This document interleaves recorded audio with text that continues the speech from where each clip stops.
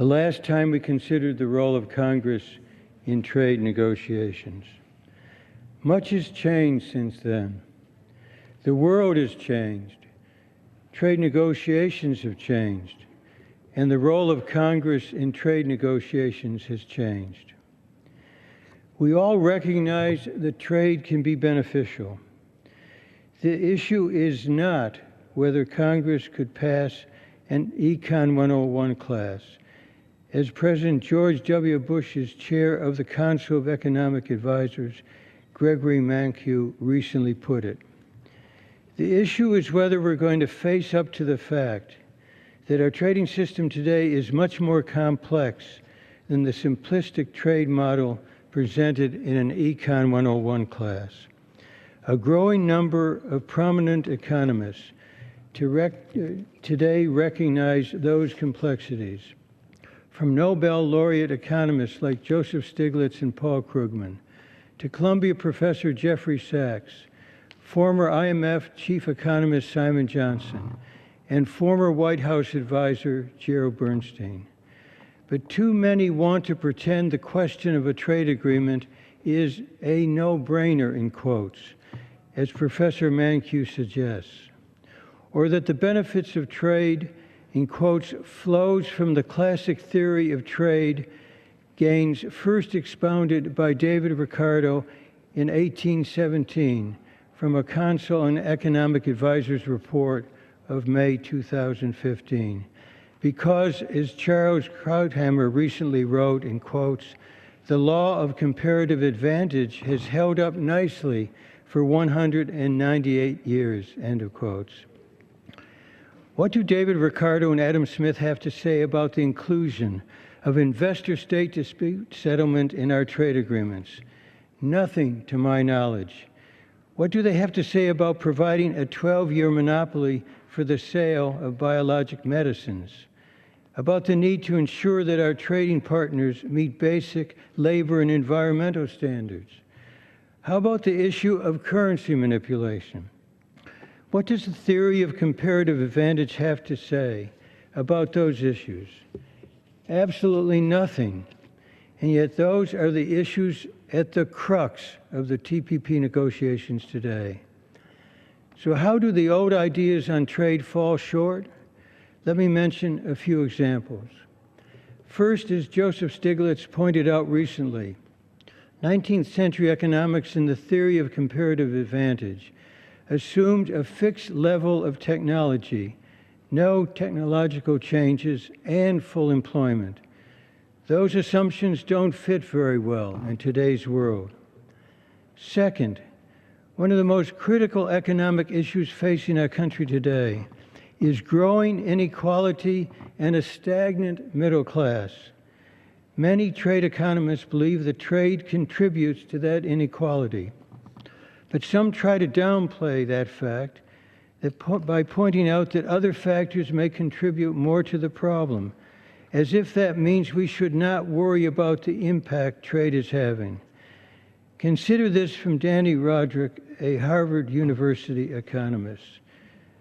And I quote, "The gains from trade look rather paltry compared to the redistribution of income.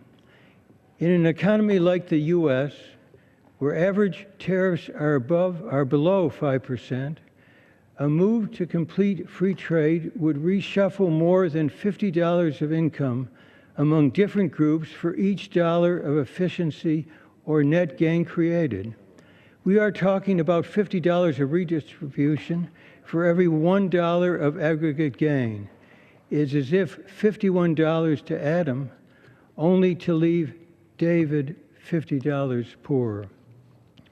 David Rosnick of the Center for Economic and Policy Research expects TPP will have a very small but positive impact on U.S. economic growth, 0.13% of GDP by 2025.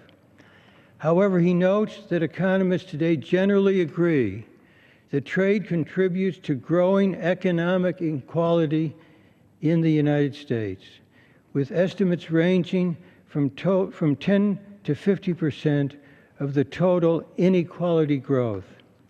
When he combines these two concepts, GDP growth but rising inequality from trade, he concludes, and I quote, "Under any reasonable assumptions about the effect of trade on inequality, the median wage earner, and therefore the majority of workers, suffer a net loss as a result of these trade agreements," end of quotes. In other words, the economic pie may grow slightly as a result of our trade agreements, but the average American worker gets a smaller slice of that pie. Similarly, in September, the Brookings Institution published an economic research paper by 3 economists, 2 affiliated with the Federal Reserve System, that found that trade and globalization accounts for the vast majority of labor's declining share of income in the United States over the past 25 years. Specifically, they found that, and I quote, "Increases in import exposure of U.S. businesses can explain about 3.3 percentage points of the 3.9 percentage point decline in the U.S. payroll share over the past quarter century," end of quotes. This underscores that the substance of the trade agreements, the international rules, matter. Our trade agreements must be designed to shape trade, to spread its benefits more broadly. Third, we need to stop pretending that trade only has benefits and few costs. We need to stop talking exclusively about exports and downplaying the negative impact that some imports have, as the Council of Economic Advisors did in a recent paper. Of course, imports can help to lower prices for manufacturers and consumers, but lower prices don't do you much good if you have lost your job or seen your wage decline or stagnate. Again, as Jeff Sachs has said, and I quote, "It's true that the benefits outweigh the costs, leading to the argument that winners can compensate losers. But in America, winners rarely compensate losers. More often than not, the winners attempt to trounce the losers." The old economics models are based in part on trade between countries with similar economic structures. This is no longer the case. The 12 parties involved in the TPP negotiations, accounting for 40% of the world GDP, include economies ranging from some of the world's largest market-oriented economies to some of the smallest, least developed command economies. We have never been able to establish a level playing field with Japan. After decades of trying and multiple agreements to solve various problems, and the Japanese market stands virtually closed today in key areas like agriculture and automobiles. And we have never negotiated a free trade agreement with a communist country like Vietnam, where state-owned enterprises are a major concern, and the Communist Party and the once so-called labor union are one and the same. The issues involved in trade negotiations have also changed dramatically. We no longer have simply negotiating of trade levels. As Professor Jeff Sachs of Columbia University said recently, both TPP and TTIP would be better described as multinational business agreements involving 3 distinct areas: international trade, cross-border investment, and international business regulation.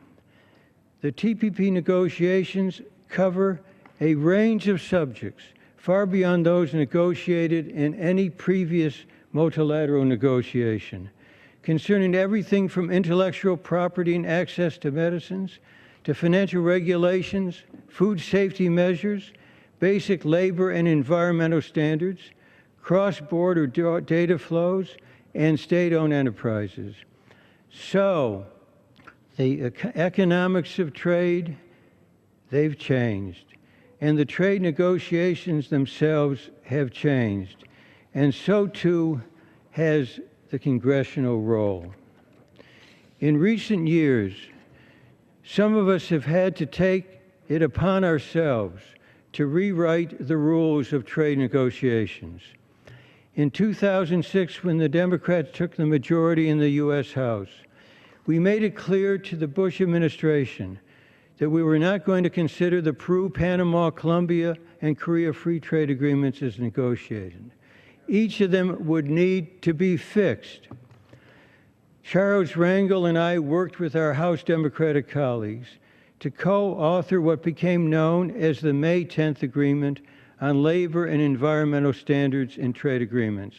For the first time, fully enforceable labor and environmental standards would be placed in our trade agreements on equal footing with every other commercial provision. The May 10th Agreement also included important provisions on medicines, investment, and government procurement. After decades of leading the fight to include worker rights provisions in trade agreements, I considered at the time, and still do today, the May 10th Agreement to be a major breakthrough. In the case of our trade agreements with Peru, Panama, and Colombia, their labor laws were changed to come into compliance with ILO standards before the Congress voted. And then in 2011, with the Korea FTA, working on a bipartisan basis with then Chairman Dave Camp, and with Ford Motor and the UAW, we urged the administration, the Obama administration, to go back and renegotiate the specific automotive opening measures with Korea. And they did so, helping to garner broad bipartisan support in Congress. We established the foundation for progressive trade policy. We saw the value of intense congressional involvement to improve trade agreements. We want to make sure it is built upon, not eroded. So now we are facing the largest multilateral trade negotiations since the Uruguay round. The TPP has the potential to raise standards and open new markets for U.S. businesses, workers, and farmers, or to lock in weak standards, uncompetitive practices, and a system that does not spread the benefits of trade, affecting the paychecks of American families. Once the U.S. lowers its tariffs as broadly as contemplated in TPP, we will no longer have the leverage to bring about lasting change in other countries. In January, I described what I believe to be an effective way to resolve outstanding issues in the TPP negotiations. I believe that achieving these outcomes could lead to a landmark TPP agreement worthy of major bipartisan support in mind. Unfortunately, in 4 months, none of these suggestions have been taken on by our negotiators. And unfortunately, the Hatch-Wyden-Ryan Trade Promotion Authority fails to put TPP on the right track or to help Congress do so. Chairman Ryan and Senator Cruz wrote an op-ed entitled, and I quote, "Putting Congress in Charge on Trade," end of quotes. Senator Hatch declared TPA to include, in quotes, "strict negotiating objectives that gives the American people a voice on trade priorities." But saying it is so doesn't make it so. On all the major issues in the negotiations, the negotiating objectives are obsolete or woefully inadequate. They are basically a wish list. And even worse, at the end of the negotiation, TPA allows the president to certify whether his own negotiators achieved the wish list. And the provisions relating to congressional withdrawal of TPA are meaningless. They are never going to be used because they are unusable. The Hatch-Wyden TPA gives up congressional leverage at exactly the wrong time. Instead of pressing USTR to get a better agreement, or signaling to our negotiating partners that Congress will only accept an agreement that ensures reciprocity and helps to spread the benefits of trade, the Hatch-Wyden-Ryan TPA puts Congress in the back seat and greases the skids for an up or down vote after the fact. Real congressional power is not at the end of the process.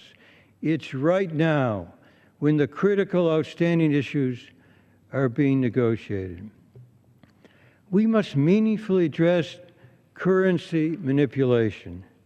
Protracted, large-scale, official, one-way intervention in currency markets to weaken a currency for the purpose of boosting exports and limiting imports. Currency manipulation has cost the U.S. millions of jobs over the past decade and a half. Many people have had trouble finding new jobs or had to accept jobs at lower wages. China manipulated its currency most dramatically in this time period, accumulating the largest stock of foreign exchange reserves the world has ever known. In earlier episodes, Japan, South Korea, and others manipulated their currency on a protracted grand scale. Japan's currency manipulation and other trading distorting practices kept its auto and other markets closed, while Japan had access to a very open U.S. market. This one-way trade decimated the U.S. tool and die industry and seriously injured other segments of the auto industry, including U.S. automakers themselves. The International Monetary Fund has up-to-date guidelines that define currency manipulation and are intended to prevent it. There is nothing wrong with the spirit or even the letter of those guidelines. Unfortunately, the IMF cannot enforce those guidelines because currency manipulators are able to essentially stall action in that form. Arguments that prohibiting currency manipulation in TPP is impossible for technical or political reasons remind us of previous claims about trade agreements not being able to help defend force or discourage child labor. For example, some people, prominent people, have asserted that U.S. monetary policy would put at risk if currency are included in TPP. I responded to that argument in a highly detailed blog months ago. And Mr. Speaker, I'd like to include that in the record. I have seen no serious rebuttal to the points I made in that post, or to similar and related points made by Simon Johnson, Fred Berkston, and many other notable economists, ranging from Art Laffer to Paul Krugman. Nevertheless, those who oppose currency disciplines continue to raise this false argument. TPP should address instances in which countries buy large amounts of foreign assets over long periods of time to prevent an appreciation of their exchange rate despite running a large current account surplus. The Federal Reserve does not engage in such practices. That is why the U.S. already agreed to and even insisted upon what is in the current IMF guidelines. And now there is this claim that including currency disciplines in TPP would be a poison pill and that our trading partners would walk away from the table. There is no way to accurately judge this issue until it is properly brought to the negotiating table. To the contrary, the fact that the administration says this only creates the risk of a self-fulfilling prophecy. It is irresponsible to make this claim. Indeed, our trading partners in TPP would greatly benefit from these disciplines. Many of them are the victims of manipulation in every bit as much as we are. A progressive trade agreement for workers and the middle class must address currency manipulation, which has caused millions of job losses and contributed to wage stagnation over the past decade. President Obama is right that we should write the rules and not accept the status quo. But if we fail to address currency manipulation in TPP, we are essentially letting China write the rules and are accepting an unacceptable status quo. It is vital that our trade agreements balance strong intellectual property rights and access to affordable, life-saving medicines. Absent a change in course, the final TPP text is likely to provide less access to affordable medicines than provided under the May 10th agreement. My staff has just reviewed a new version of the text that raises some serious new questions. But even the last version of the text raised serious concerns. For example, developing countries would likely be required to graduate to more restrictive intellectual property rights standards before they become developed, a clear inconsistency with May 10th. There are also a number of concerns that the TPP agreement will restrict access to medicines in the U.S. and other developed countries. For example, by encouraging second patents on similar products, by having long periods of data exclusivity for biologic medicines, by allowing drug companies to challenge government pricing and reimbursement decisions.